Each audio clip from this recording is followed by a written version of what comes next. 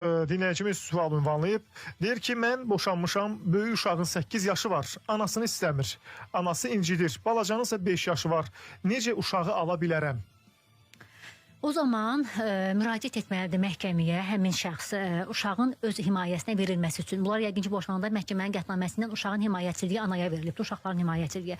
İndi əgər vəziyyət dəyişibsə, belə olan halda həmin vətəndaş məhkəməyə müraciət etməlidir. Əsaslandırmalıdır ki, nəyə görə uşağı öz himayəsinə istəyir və uşağın da artıq 7 yaş tamam olduğuna görə uşağın fikri soruşulacaq. Yeri gəlsə, uşağın bununla bağlı Qəyyumluq və Himayə Komissiyasında uşağı dindirirlər, onun öz fikrini soruşurlar, kimlə qalmaq istəməsini və eyni zamanda hətta məhkəmə psixoloji ekspertizası təyin oluna bilir və uşaq psixoloji ekspertizadan keçir ki, həqiqətən ana ilə qalmaq istəmir, ata ilə qalmaq istəyir. Yəni belə olan hallarda uşağın əgər özünün də istəyi varsa və sübut edirsə ki, uşağın ana ilə qalmağı uşağa ziddir, uşağın ziyandır və uşaq bunu istəmir, o halda məhkəmə yəni uşağı ataya verə bilər. Amma bir şeyi nəzərə almaq lazımdır ki, hər bir halda, yəni BMT-nin Uşaq Hüquqları Konvensiyası və bizim ailə qanunvericiliyimiz, uşaq hüquqları haqqında qanunumuzun tələbi odur ki, uşaqlar, yəni bacı və qardaşlar bir-birindən ayrılmamaqla yaşamalıdır bir yerdə. Yəni bu halları nəzərə alaraq məhkəmə qərar verə bilir.